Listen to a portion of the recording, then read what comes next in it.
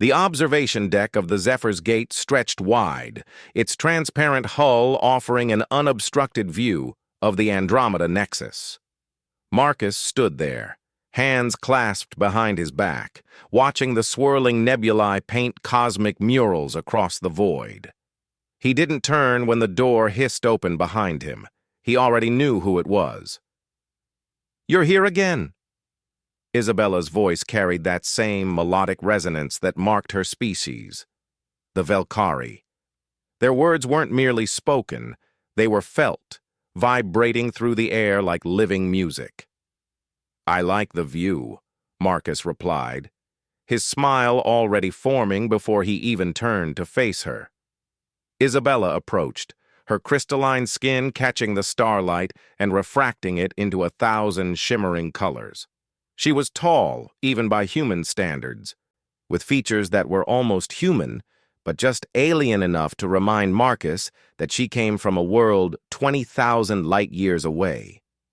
Her eyes, 3 of them, arranged in a triangle on her elegant face, fixed on him with an intensity that would have made most beings uncomfortable. "Why do you always smile when you see me, human?"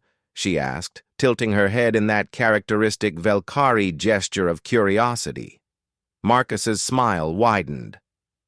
"Because I want you to be my queen."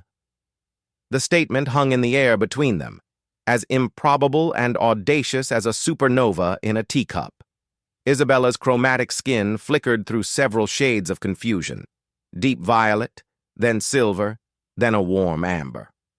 "I am already a queen," she said flatly. "Third sovereign of the Velkari Dominion, ruler of 17 star systems, commander of a fleet that has never known defeat." She stepped closer, her presence commanding despite the gentleness in her voice. "Your species has been among the stars for barely 200 years. You don't even have a proper empire. What makes you think—" "I know all of that," Marcus interrupted, his smile never wavering. "And that's exactly why I said it." Isabella's 3 eyes narrowed in unison. The Velkari had been the dominant force in this sector of space for millennia. They had watched civilizations rise and fall, had cataloged the birth and death of species across countless worlds. When humanity first stumbled into faster-than-light travel with their crude, inefficient drives, the Velkari had observed with mild curiosity, expecting them to fade away like so many others. But humans didn't fade. "Your logic is broken," Isabella said, though her tone carried less certainty than before. "Explain yourself." Marcus turned back to the viewport, gesturing at the vast expanse before them. "Your people conquered the stars through superior technology and military might. You're efficient, logical, perfectly adapted to space warfare. When the Velkari make a decision, it's calculated down to the molecular level. You've perfected everything." "Yes," Isabella agreed. "This is why we endure. And this is why you're dying." The words struck like a physical blow. Isabella's skin flashed through angry reds and hostile oranges, but Marcus continued before she could respond. "Your birth rates have been declining for 3,000 years. Your scientists can't figure out why, but I think I know." He turned to face her fully, and the compassion in his human eyes made her chromatic display falter. "You've optimized yourselves out of passion, out of chaos, out of the beautiful, terrifying irrationality that makes life worth living." "That's ridiculous," Isabella protested, but her voice had lost its conviction. "Is it? When was the last time you did something that wasn't calculated? When did you last take a risk that made your hearts pound, all 3 of them, for no logical reason whatsoever?" Isabella opened her mouth, then closed it. The silence stretched. Marcus took a step closer. "Humans are terrible at war compared to you. Our technology is primitive.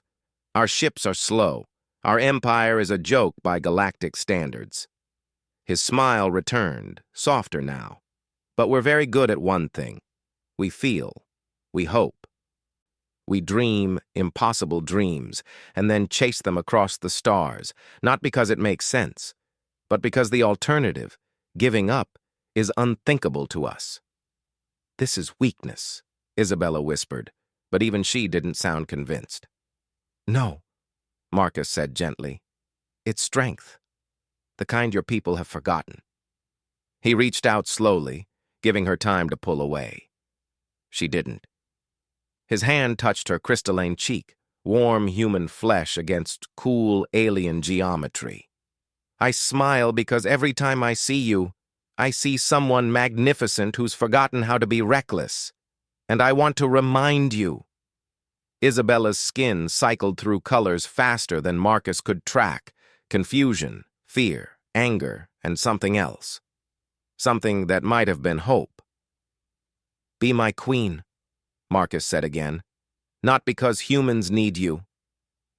Not because it's logical or strategic or makes any military sense, but because somewhere in that perfectly ordered mind of yours, there's a part that wants to do something completely irrational, something that terrifies and excites you in equal measure. For a long moment, Isabella simply stared at him, her three eyes processing information that couldn't be quantified or calculated. Then, slowly, her skin settled into a color Marcus had never seen before, a warm, pulsing gold that reminded him of sunset on Earth. You're insane, she said, but her melodic voice carried a new note. It sounded almost like laughter. Completely, Marcus agreed, his smile now matched by something that might have been a Velkari equivalent on Isabella's angular face. Outside the viewport, the stars continued their ancient dance.